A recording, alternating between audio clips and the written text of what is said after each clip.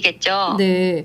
자, 그러면 지금 이제 검찰들에게 가장 중요한 것은 검찰권이고 검찰이라는 조직이 흔들리지 않는 게 중요한 거다. 여기서 뭐 여러 가지 것들을 그것은 부수적인 거다. 이렇게 판단할 가능성이 높다는 말씀 주셨는데요. 지금 중요한 것은 내란 수괴에 해당하는 윤석열에 대한 체포 아니겠습니까? 맞습니다. 네. 그런데 그 체포를 그러면 어디가 할 거냐? 경찰이 할 거냐? 검찰이 할 거냐? 공수처가 할 거냐? 이것도 굉장히 중요한 포인트 중에 하나인데요. 의원님 어떻게 보십니까? 아니, 지금이라도 네. 국수본에서 이 내란과 내란 정범들을 다 체포해야 돼요. 네. 이게 군사반란이고 예. 국민들이 불안해서 어떻게 삽니까? 지금 국군 통수권자가 아직도 윤석열이에요. 그렇습니다. 그래서 빠른 시일 내에 긴급 체포를 해야 됩니다. 네. 윤석열부터 시작해서 예. 거기에 가담한 뭐 국무위원들이 거기에 내란에 가담을 했다면 같이 이상민, 김용현은 긴급 체포가 됐지만은 전부 다 체포해서 구속을 해서 이 불안함을 없애는 게 맞죠. 그렇습니다. 그 국수본이 하든지 누가 하든지가 뭐 중요하지는 않은 것 같은데 네. 수사가 진행이 된 데서 빨리 해야 되겠죠. 네.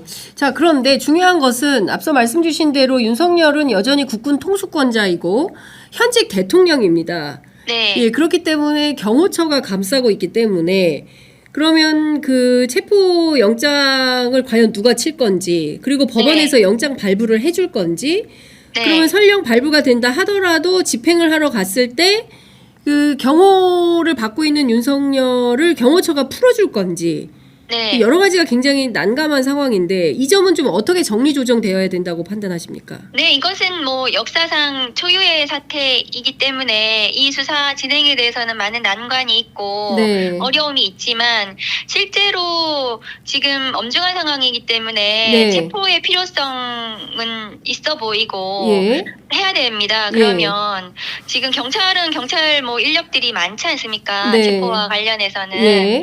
그 집행을 하면 되는 거고 법원도 네. 내란에 뭐 명백한 범죄가 인정이 된다면 영장을 발부 안 해줄 이유가 없는 거죠.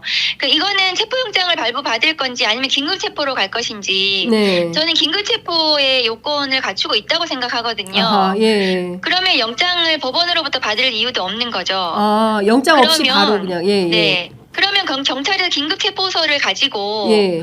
그 대통령실에 가서 체포를 하면 되는 겁니다.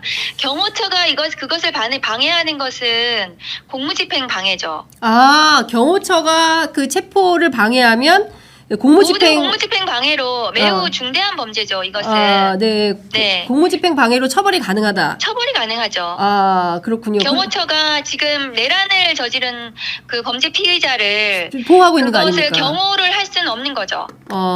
그런데 이제 또 법률상 현직 대통령은 또 경호를 받아야 되기 때문에 이거를 네. 법률적으로 어떻게 해석을 해야 되는지. 근데 그러니까 그 부분이 이제 입법적으로 예. 그 교통 정리가 안 된 부분이긴 한데 예. 일단은 지금 내란이라는 범죄가 매우 중대하기 때문에 네. 그 내란죄에 따른 체포 네. 업무가 가장 우선이 돼야 된다고 저는 생각합니다.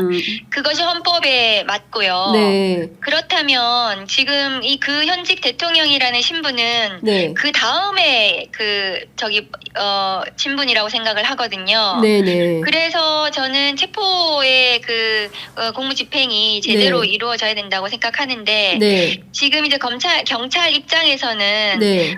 지금 대물적 처분부터 하고 있지 않습니까? 네. 그러니까 우선은 대통령실에 대한 대물적 압수수색이나 이런 것들부터 빨리 진행을 하면서 최대한 지금 이제 탄핵 저희가 의결도 앞두고 있지 않습니까? 네네. 그러면 같이 병행해서 탄핵으로 직무집행이 정지가 되면 탄핵소추 발의로 직무집행이 정지가 되면 그러면 현직 대통령의 직무가 정지가 되기 때문에 네. 그 다음에 체포를 하든지 이런 뭐 순서를 좀 생각해 볼 수는 있을 것 같습니다. 네.